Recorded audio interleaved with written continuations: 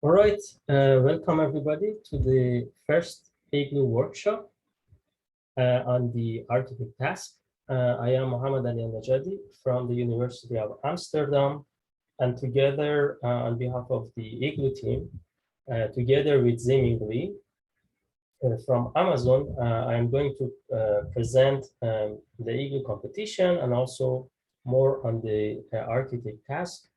We are very happy to take your questions and discuss anything that comes to your mind. So let's dive in. So in this competition, what is the aim? So the main motivation of this challenge and this competition that made us go for it was to study how we can build interactive agents that are able to learn to solve a task provided grounded natural language instructions. And more importantly, we aimed at collaborative environments. So what do we mean by that is that we both have a teacher and also a student. Therefore, we are aiming to answer two research questions. So the first research question is how to teach, basically. So imagine we have this agent in the game or doing some task, and the goal is to be able to provide some clear instructions to achieve a bigger goal. So this is the question here is that how can this teacher break a bigger task into smaller steps that are understandable by the student and then are easy to follow. The second research question, which involves the other task of our challenge, is how to learn. So basically what we are going to study there is what methods should be used to train students agents that can follow given instructions. So let's discuss this a little bit, both of the tasks. So basically, as I said earlier, the teacher in this task should be able to decompose a complex task in a number of step instructions. Not only that, so as we predict, some of these tasks probably will be unclear or lack some kind of context that the student needs to understand. So it's very important that the agent be able to understand the user's question, either these are clarifying questions or some extra feedback that is asked for, and then to be able to answer them constructively, and also finally to be able to evaluate the student's performance. So basically, did the student achieve what the main goal of the task, of this complex task, and how well they achieved and how well they can be in the next steps. On the other hand, in the other task of our challenge, the student should have the ability to not only understand the environment. So basically, if this is a, let's say, a Minecraft environment, to be able to understand the surroundings, the images, the chat, the history, the context, but also to be able to understand the instructions, the given instructions, and be able to initiate feedback requests. So this is where these two can interact, where basically if the instructions by the teacher are not clear and are not understandable given the whole context of the environment, the student should be able to ask for clarification or for extra feedback. And finally, the goal is to be able to generalize what skills we have learned. So if the teacher teaches the student to do one task, next time when we ask the student to do a similar task, the goal is that the student can use the knowledge that they acquired in the previous task in order to do the next task more effectively and more quickly. So let's focus on the first task, the architect task. And here we want to describe the data that we are using. So our data is mainly built upon this data set that was collected and released in ACL 2019, which you can see on the bottom of the page. by this paper, Collaborative Dialogue in Minecraft. So what this data set consists of is a collaborative building task where the architect is shown a target structure, and then both players, the architect and also the builder, they interact via the chat interface of Minecraft. And then the architect, which gives the instructions, can also observe the builder, how things are going, and then the builder will clearly do the task, try to achieve the task, but cannot see the target structure. And there, like this is the architect's task to evaluate to see if this basically the target, if the built structure is close to the target structure, or it is basically like how well it is. And here we see some statistics of the data. This is the data that was released by these people. This is the statistics of that data. And our final data set will be built on top of this. We will extend this data set and release some other like dialogues, and obviously some parts that are unseen to be used as the test set. Let's see some examples. So we see here, this is an example from the data set. And we see that there is a conversation going on between the architect and the builder. And basically, the builder is trying to execute the architect's instructions in order to achieve the final goal of the task, which is this target structure. Okay, okay, we have somebody, sorry. Somebody's waiting. Okay. Sorry for the interruption. I had to admit these people. All right, so let's move on. So basically, what is provided to the systems in the data that we collect is the following. So we have the timestamp, the chat history, the builder's position, the block inventory, the location of the blocks, and the screenshots taken at each step. All right, and then based on this, we also have this baseline model where, so the goal is to generate the next utterance for the architect. So given the history and the context of the conversation, what instruction to give to the builder next. And as I said, the input includes dialogue context, structure, environment, information, including the global block counter and local block counter, which we will see what they present in the next slide. So the word representation are used to capture the distance between the given structure and the unfinished one, right? So the block counters indicate how many blocks of each color remain to be placed next or to be removed. And so we counted here by kind of two measures. One is the global block counter, which considers the whole building region, and the local block counter, which considers only the small space around the last action space, right? So these are the two things that to consider how the progress is going and how we evaluate this task. So this is clearly a text generation task. So we have blue score on the test and validation set. And in the next phases in the future, we will also have human evaluation where we will pair a human builder with a trained agent, complete the building task, and the human builder will rate the experience, right? So your system will be used by a real player, and they will try to achieve and build the target structure. And then finally, when the session ends, they will tell us how natural was the language and how accurate were the instructions.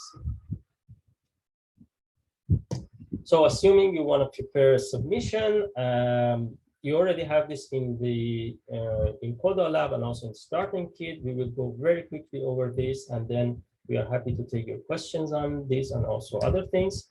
So basically, there are two main components to your submission. One is the data loader, So we already provide a data loader for our baseline, but you have to consider that we are not considering all the available data there. So we are only taking chunks of data. That is why we leave also we allow the participants to have their own data loader, because it's up to you. If you really want to use a longer history or more context, feel free to load it. We are not loading it. Feel free to load it in the data loader, but be aware that this should work also on the test set. Obviously, the test set will be like in the same format, and everything should work. But basically, if it doesn't work the way it's supposed to work by your data loader, then the submission will fail. And then assuming that the data loader works, then you will have this class, this model wrapper, where basically it will have two like public methods. One basically is the constructor where you load everything. And then we have this generate, which we will invoke from the ingestion program of Codolab. And then there, the output should be generated for each, basically for every like data point, and then stored in a text file. There are a few points to consider here is that we will not train the models. We will only load the saved checkpoints in the init function that I mentioned earlier. So be sure that the saved models are accompanied with your submission. And then, as I said, we will invoke the generate method there. And it's also very important to consider that there is no internet connection during the run. So everything should be preloaded. If you're using, I don't know, any online, any hubs or any models that are stored online, be sure that they are preloaded in your Docker container, or they are accompanied with your zip file, submission file, in order to avoid any kind of failure on the runtime. And I really would like to recommend you to test this before submission, to run things without internet connection or on a new system, to make sure that you won't need that during your submission. To wrap up, so this would be the structure of the files that we will have, and you will compress in one single zip file. This metadata file should be there so that we can consider this is a run code submission. The Docker image will contain the Docker image ID of your Docker container. If you do not include this, we will only load the default Docker that we have for runs.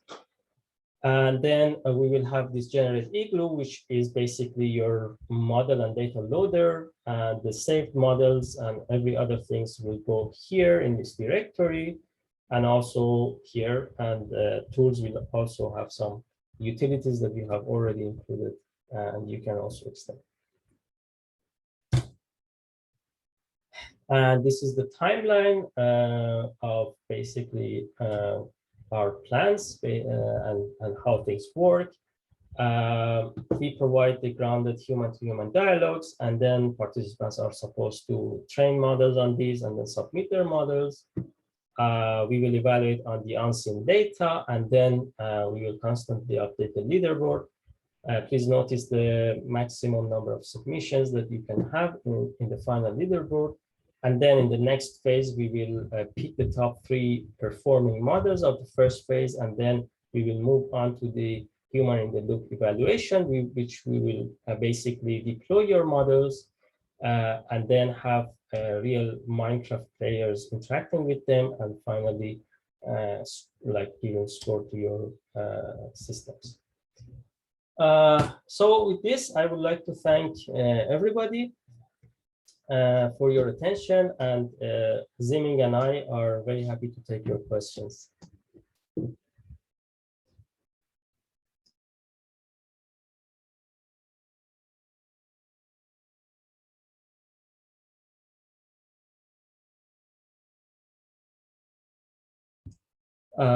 So Mark is asking if there is any file size limit to the submission on Codolab. Yes, thanks, Zimin, for answering. I'm not sure either. We've tried like heavy submissions. It takes a lot of time to upload, so be patient because things will go through Codalab servers and they are usually slow. In case there is a problem, I really recommend preloading everything on the Docker containers, and then because we will load the Dockers, your Docker containers, and run things there. So in case things don't work, then exactly Docker for the win. Any other questions or comments?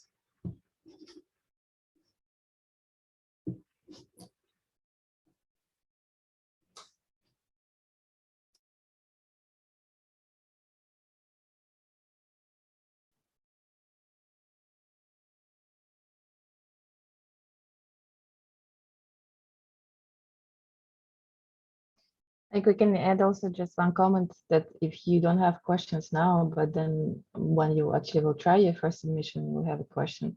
You can join our Slack channel, and there's a specific channels there for specific questions for task, architect task and for builder task as well.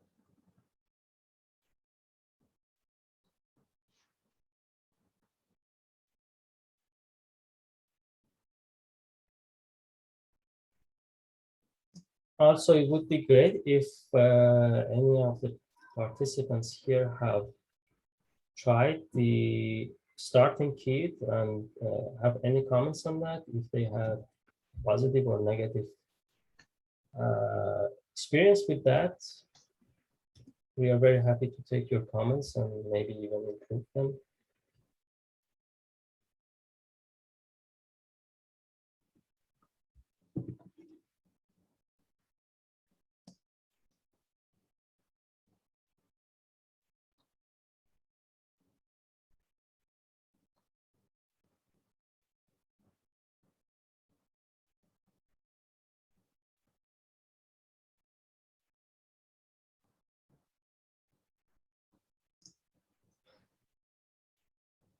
All right, seems like there is no comment or question.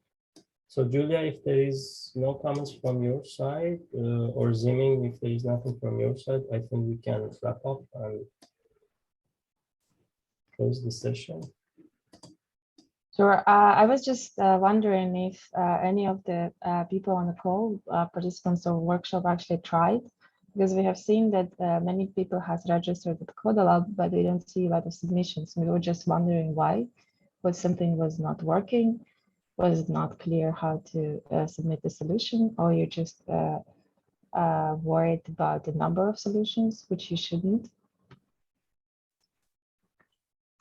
As for me, I didn't have time to do this, but I will submit shortly, I think. Sounds great.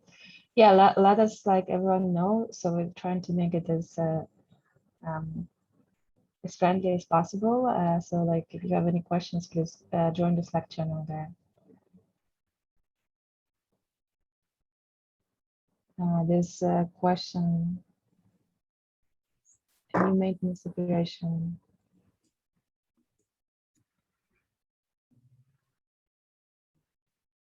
You mean in the chat, Julia? Yeah, in the chat.